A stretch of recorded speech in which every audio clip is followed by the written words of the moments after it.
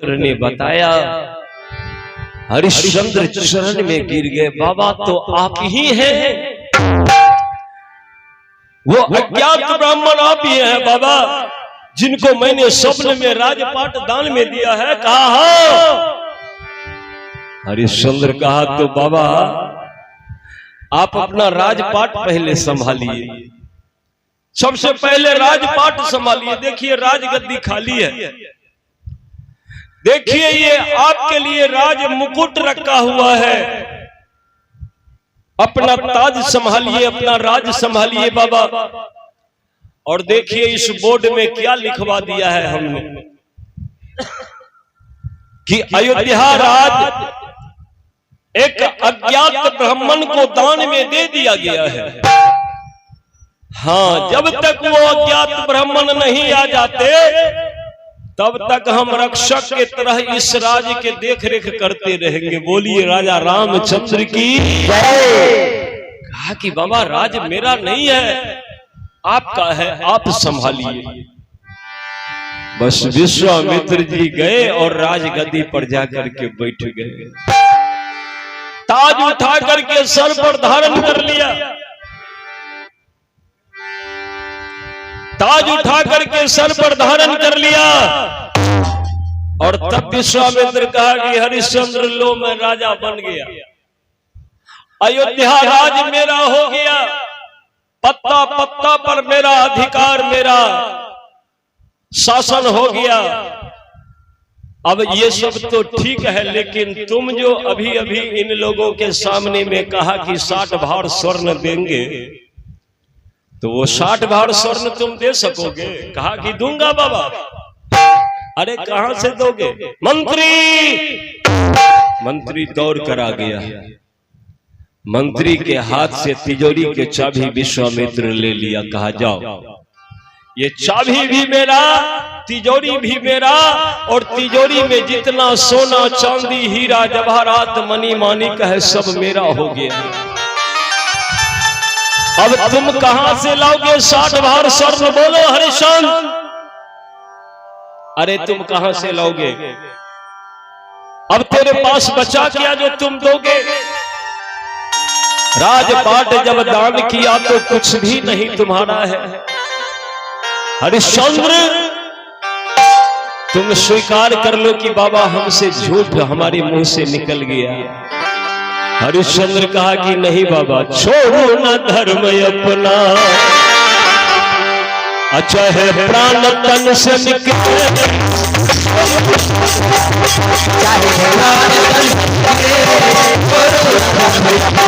चाहे प्राण तन से निकले,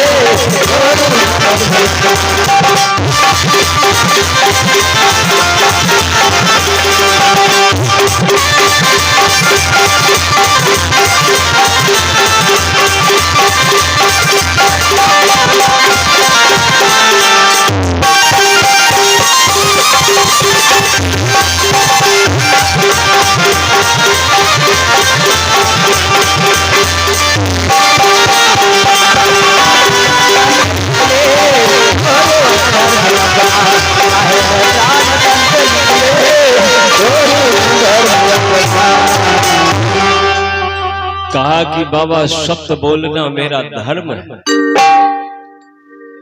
और मैं सत्य के लिए प्राण गवा दूंगा, ना ही तो कभी झूठ बोला है हमने और ना ही आगे बोलेंगे। विश्वामित्र कहा तो हरिश्चंद्र झूठ नहीं बोलोगे तो 60 भार सोना दे दो, दे दो। अब हो तब ना हरिश्चंद्र दे दे।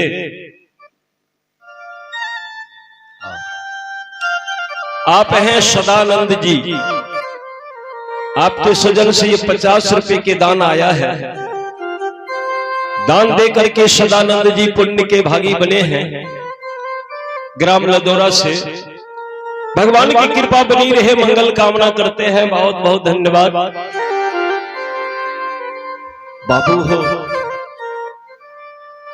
हरिश्चंद्र कहा कि बाबा आप धैर्य रखिए,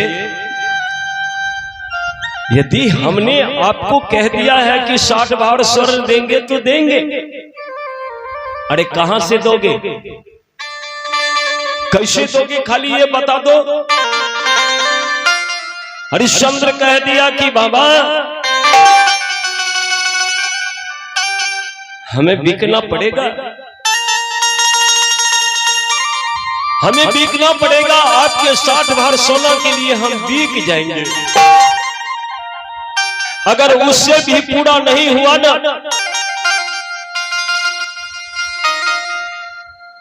तो हम अपनी पत्नी को बेच देंगे, उससे भी पूरा नहीं हुआ तो हम अपना बेटा को बेच देंगे, लेकिन आपके 60 भार सोना अवश्य पूरेंगे। बाबा क्या बकवास करते हो हरिश्चंद्र, तुम कहां बिकोगे जरा बता दो तो, उस बाजार के नाम बता दो जिस बाजार में तुम बिकने के लिए जाओगे, क्योंकि उदय से लेकर अस्त तक तेरा राज था जिसका मालिक मैं हो गया, और मैं अब आदेश देता हूं कि मैं अपने राज में तुम्हें बिकने ही नहीं दूंगा, तब कहां बिकोगे। देखिए कितना बड़ा घेराबंदी कर रहा है। हरिश्चंद्र कहा कि बाबा उदय से लेकर अस्त तलक बसा अयोध्या धाम है, लेकिन शिव त्रिशूल के ऊपर में वो काशी नगरी धाम है। भोले बाबा के त्रिशूल पर वो प्राचीन नगरी बसा है जो अयोध्या से अलग है। हम काशी चले जाएंगे और काशी में जाकर आपके 60 भार सोना के लिए बिक जाएंगे। बाबा कहा कब तक बिक जाओगे। हरिश्चंद्र कहा कि बाबा 1 महीना का समय दीजिए। कहा अगर 1 महीना में नहीं बिक करके हमारे 60 भार स्वर्ण दोगे तब क्या होगा।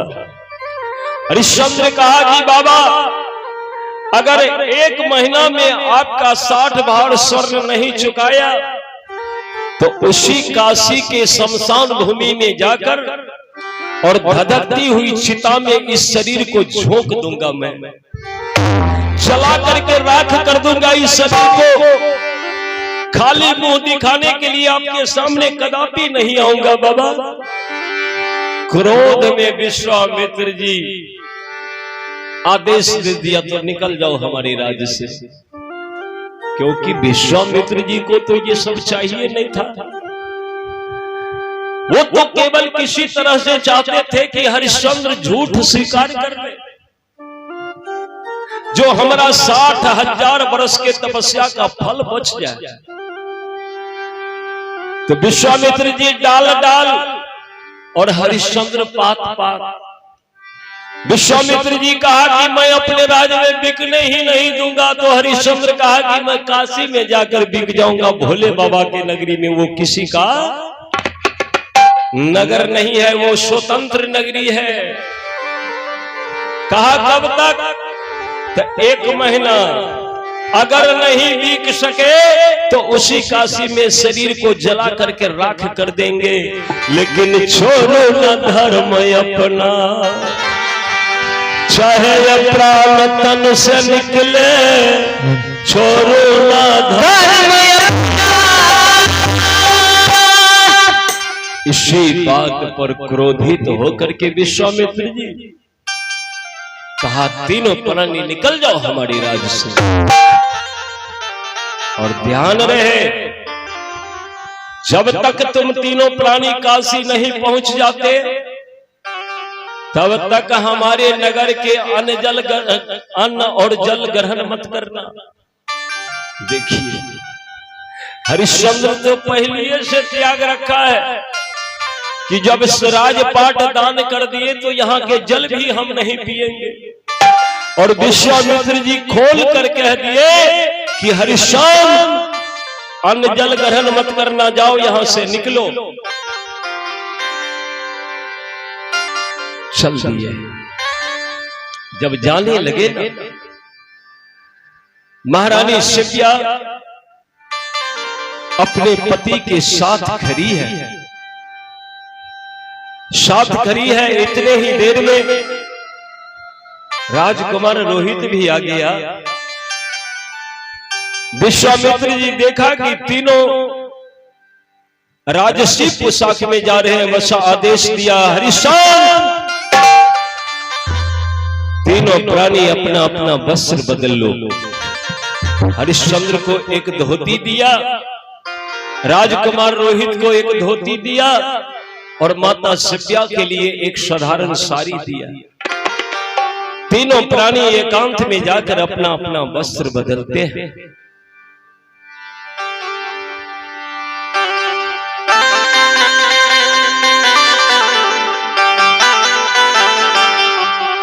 वस्त्र बदल कर आया है। नगर के लोग हाहाकार करते कि हे भगवान ये क्या हो गया। तीनों प्राणी सभी को प्रणाम करके चल दिए काशी की ओर। कहा है कवि ने, माया के बजरिया में ठगले ठगिनिया। अरे माया के बजरिया में ठगले ठगिनिया। धर्मा भिखारी भजरे रमिया। माया के बजरिया में ठगले ठगिनिया।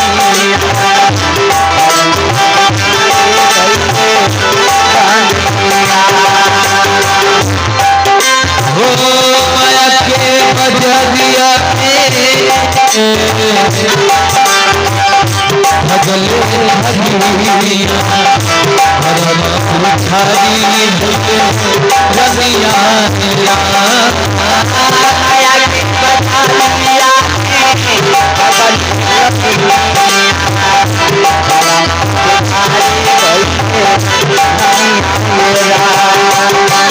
धर्मा भिखारी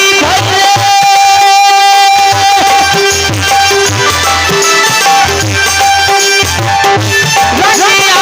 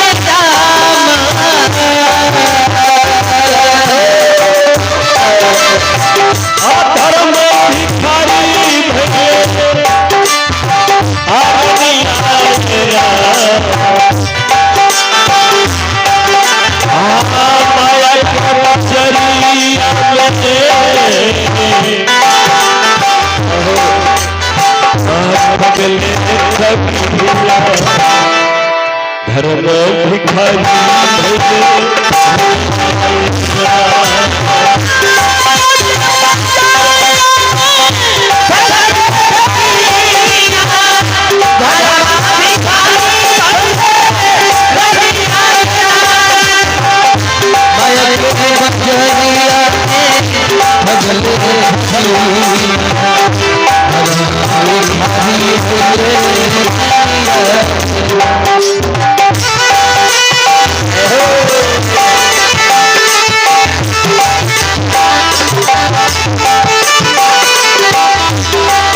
धर्म भिखारी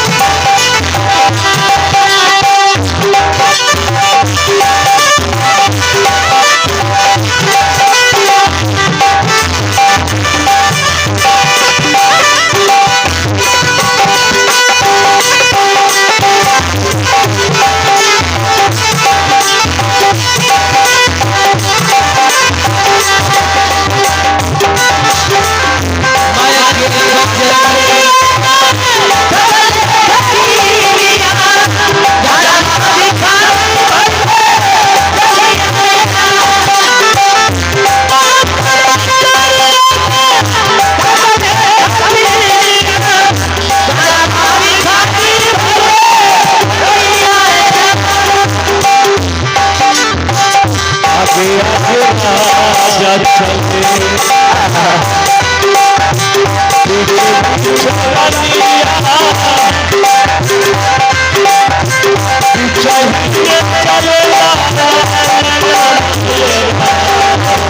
आगे आगे पीछे पीछे रानी रही चल आगे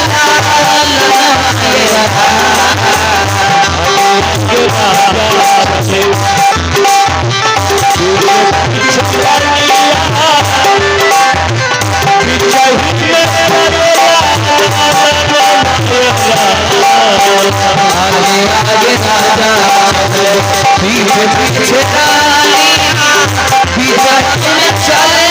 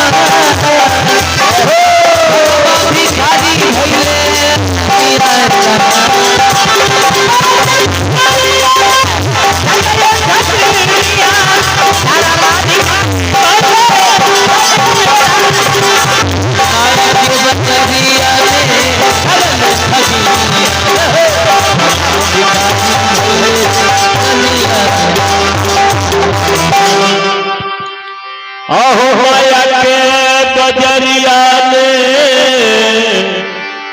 ठगले ठगिनी आधारमा भिखारी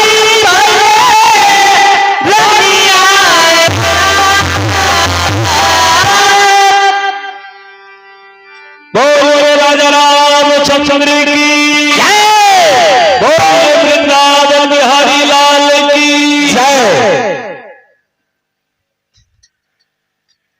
धर्म भिखारी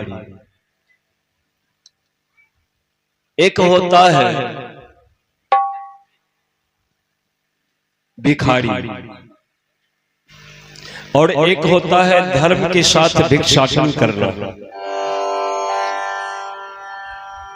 जो भिखारी है वो कहीं हाथ फैला करके मांग कर खा सकते हैं, लेकिन हरिश्चंद्र को देखिए,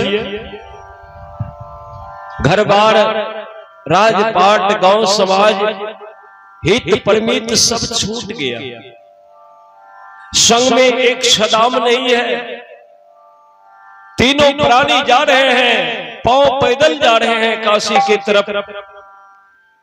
और धर्म संकट इतना बड़ा कि मांग करके भी नहीं खा सकते। लेकिन छोटा सा बालक रोहित इस बात को नहीं मानता है। मां से कहा, मां चला नहीं जाए, बुला नहीं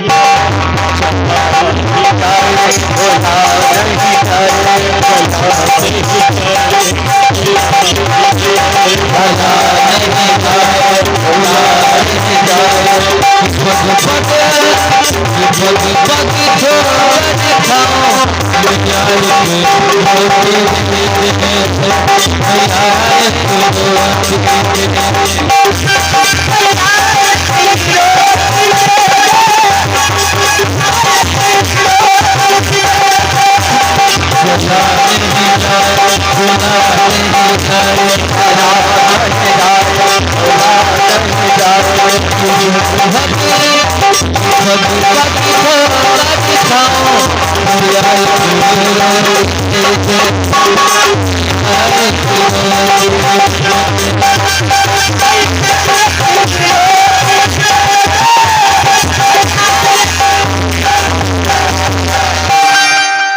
मैया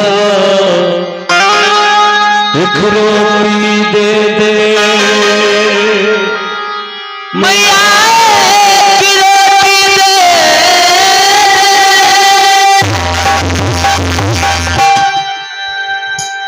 छोटा सा बालक रोहित माँ के चरण पकड़ लेता है। माँ अब हमसे चला नहीं जा रहा है माँ, पग पग पर ठोकर खाकर गिर जाता हूं, एक रोटी हमको दे दो मैया, एक रोटी दे दो। फूट फूट कर माता सिव्या रोने लगी, क्योंकि वो दिन माता सिव्या को याद आने लगा जब राजभवन में होती थी माता सिव्या, तो गरीबों के बीच में खुले हाथों से दान किया करती थी। आज उन्हीं का बेटा एक रोटी के लिए तरस रहा है, रो रहा है, बिलख रहा है, और मां सिव्या अपने पुत्र को एक रोटी मांग करके भी नहीं दे पा रही है। यही बात माता सिव्या को रुलाने लगा। माता सिव्या रोहित को गले से लगा लेती है, बेटा रोहित, बेटा थोड़ी दूर काशी बचा है, काशी पहुंचने पर हमें भीख मांगना पड़ेगा, हम भीख मांग करके तुम्हें खिलाएंगे पुत्र, लेकिन आगे बढ़ो, अभी हम तुम्हें कुछ नहीं दे सकते। बाबूजी कहते हैं चलते चलते चलते चलते 28 दिन मार्ग में बिता दिए, लेकिन अभी तक काशी नहीं पहुंच पाए हैं। रोहित को लगा कि अब मैं मर जाऊंगा। रोहित मुरझा करके मां के गोद में, और मां रोहित के सर को अपना कंधा पर लेकर के दर बदर के ठोकर खाते हुए अपने स्वामी के पीछे पीछे काशी की तरफ जा रही है। बाबू हो, उसी वक्त विश्वामित्र जी पीछा करते करते पहुंच गए वहां पर। विश्वामित्र जी देखा कि अगर ये काशी पहुंच जाएगा तो हरिश्चंद्र किसी न किसी तरह से भीख करके मेरा 60 भार सोना जरूर चुका देगा, और मुझे तो सोना चाहिए नहीं, मुझे तो हर हाल में हरिश्चंद्र को सत्य के मार्ग से गिराना है। तो ये काम करते हैं, इसके बेटे भूख से दम तोड़ रहा है, इस वक्त यदि इस बच्चा को कुछ खाने के लिए दे दिया जाए तो खा लेगा, और अगर इसका बेटा भी हमारे राज्य के अन्न पानी ग्रहण कर लेगा तो हमारी जीत और हरिश्चंद्र की हार हो जाएगी। ये सोच करके विश्वामित्र जी जिस मार्ग से हरिश्चंद्र जा रहे थे उस मार्ग के आगे बढ़ गए, और उस मार्ग के आगे जब एक बाजार मिला तो बाजार में जाकर के विश्वामित्र जितने जलपान गृह वाले हैं, भोजनालय वाले, उन सभी दुकानदार से कहा कि सुनो सुनो सुनो, दिखाया हरिश्चंद्र तीनों प्राणी को आते हुए। कहा देख रहे हो, वो तीनों प्राणी जो आ रहे हैं, उन तीनों में से अगर किसी को कुछ खिला दिया, चाहे जल पिला दिया ना, तो मुंह मांगा इनाम हम तुम्हें देंगे। इतना बता करके विश्वामित्र जी छुप गए और सब दुकानदार इंतजार करने लगे। जो ही हरिश्चंद्र राजरानी सिव्या अपने बेटे रोहित को लेकर के उस बाजार में प्रवेश किए कि सारे दुकानदार हल्ला करना शुरू कर दिया, इधर आइए, इधर आइए, इधर आइए। कान में जो आवाज पड़ी न तो राजकुमार रोहित सर उठा करके देखा तो कोई इधर से आवाज दे रहा है, कोई इधर से आवाज दे रहा है, कोई सामने से आवाज दे रहा है। कोई कहता है शुद्ध शाकाहारी भोजन है, कोई कहता है कि निःशुल्क सेवा है। बच्चा है, अपने आप को रोक नहीं सका और राजकुमार रोहित अपने मां से कहा कि मेरी मां दिख रही हो, ये दुकानदार बाबू फ्री में खिलाने के लिए आवाज दे रहे हैं। मां कुछ खिला दो ना, कुछ खिला दो ना मां, नहीं तो मैं मर जाऊंगा अन्न पानी के बिना। माता शिव्या कही कि बेटा बस थोड़ा दूर काशी बचा है। हरिश्चंद्र कहा कि बेटा बस सूर्य अस्त होने से पहले हम सब काशी पहुंच जाएंगे, हिम्मत मत हारो, चलो। और हरिश्चंद्र भोले बाबा को याद करते हैं कि भोले बाबा मेरे दुनिया में हो पार,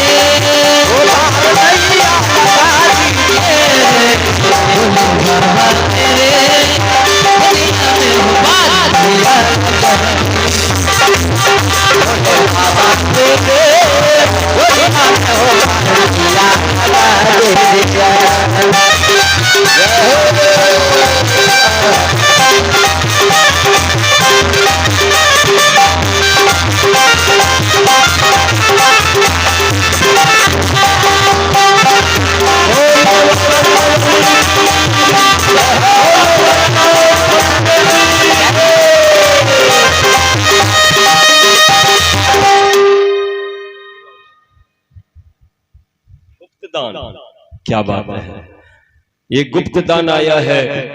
प्रभु की कृपा बनी रहे, मंगल कामना। बहुत बहुत धन्यवाद।